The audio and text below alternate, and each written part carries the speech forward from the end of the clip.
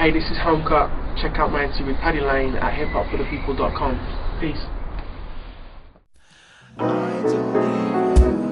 I don't even know how these flowers will grow all on their own. Maybe you can help me out. I planted seeds long ago, tended them not even so. Oh no.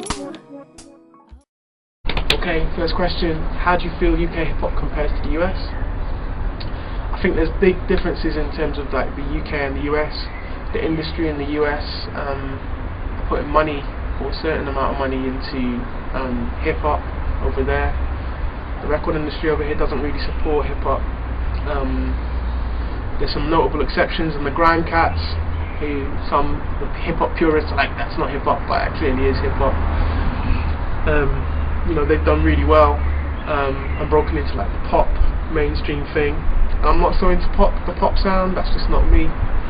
But yeah, they built like a whole infrastructure, from like, you know, Bluetoothing tunes to kids around the playground and getting a following on the ground, on the grassroots level. So record industry over here has to be stupid not to sign those kind of people. But there's also like but that's pop music, you know, and like sometimes pop music doesn't have the artistic depth that the underground does, or whatever the proper scene does on a deeper level. So I think the big thing that I've noticed when I've done hip hop in the US and when I've done hip hop in the UK is that like a lot of MCs in the US, they've got amazing flow, but not always amazing content. In the UK, we're really big on content here. I think some MCs just say some crazy, really wonderful rhymes, but the flow's not always so hot. Often they can be trying to cram too many syllables in or whatever, and I certainly do that sometimes and have to just concentrate on riding a beat. So I think we can learn a lot from the US in terms of like how to ride a beat, but we've got some great things to say. And the big difference for me in terms of US and UK hip hop is in the US, they've got an infrastructure to support hip hop there, and the underground's still underground, but there's a lot more support for it. So we could do with more support for hip hop in the UK. Come on, UK, you can do it. I'll tell you something though that's annoying. Look, sometimes UK hip hop acts over here don't put an effort into their live show, and the US people seem to have more and more of a live show going on. There's some really great live shows from the UK, but on the whole, on the underground, I think it's like you've got a pint of beer in one hand and a mic in the other, and you're just like going around the stage rhyming. That's a show, but like without even talking to the crowd, without even hyping. As far as I know, MC started off meaning the master of ceremonies, you know. So we've got to be able to master the ceremony to rock a crowd. So we could be doing a little bit more of that over here. Production-wise, No Freedom expanded the boundaries of hip-hop music. Was this a conscious decision to head in a direction which is different to, say, mainstream rap? Okay, not so much really. I was at a sort of music conference and Ty was speaking. He was talking about how he made Upwards, which for my mind is a definite UK classic, no doubt. And he was just saying he wasn't trying to copy one style or trying to do one thing. He was just trying to make stuff in the studio that made him excited. Or as me and Kid Knievel say, make a beat that makes you feel really giddy and you start bobbing your head and feeling really good. So production-wise, you know, like when I started off on this album, I didn't know what it was going to be called, and I thought I was going to make a straight up hip hop album because my first love in terms of music really is hip hop.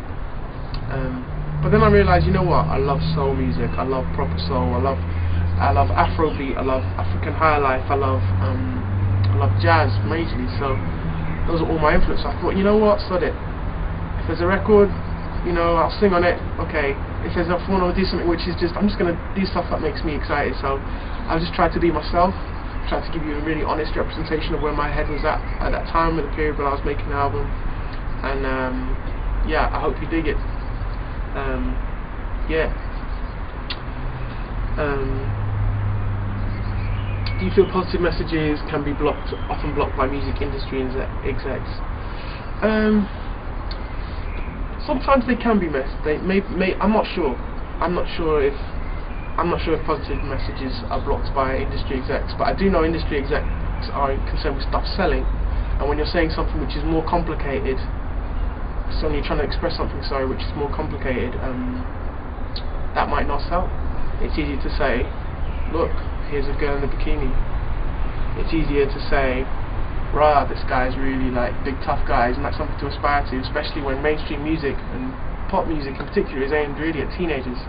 So it's quite hard to express that. Saying that, you know, like you can have positive messages out there. Jesus Walks, Where Is the Love by the Black Eyed Peas. Those are positive pop tunes, and they definitely made a lot of money. So that's quite a hard thing to answer, really. What I do think though is that sometimes people making positive music aren't making it in a way which is accessible. So you want to say something deep about the war in Iraq, instead of making a tune which is really direct, you're just making a really complicated tune which is great for you and your posse, but not necessarily for the mainstream audience. How has the internet changed the landscape of music for you directly? Okay, well, the internet, soon I started really taking music seriously in 1997, and the internet was already up and running by then, and obviously we've got new things now, like the social networking sites are pretty major. Most of the sales which people have in this country now are on downloads. iTunes is the #1 thing, shop, and Amazon, and that's where people buy music now, not necessarily HMV. HMV's full of DVDs, you notice that, not necessarily music. So that's majorly changed things. So most of the CDs that I sell in physical sales are at live shows, which is great. You rock a crowd, people want to take them part of the show home with them. So that's where I sell most of my CDs, most of the albums CD-wise. And in terms of the great thing about the internet is being able to directly respond with people. So people into music, they're sending you a message, get in touch with Not For The People. The word is sort of in terms of like PR as well, it's all done on the internet now.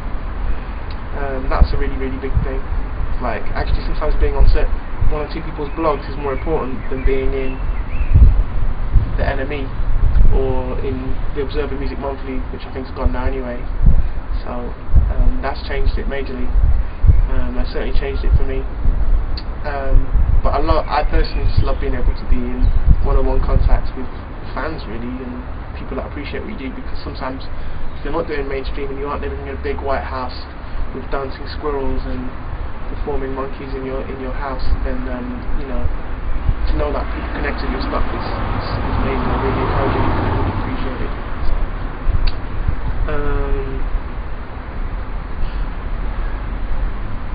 How did I first fall in love with hip hop? Okay. I first fell in love with hip hop through with the music that was coming through from next door, from next to me. My big brother was given a copied cassette of De La Soul Is Dead, and I nicked it off him and just rented it basically.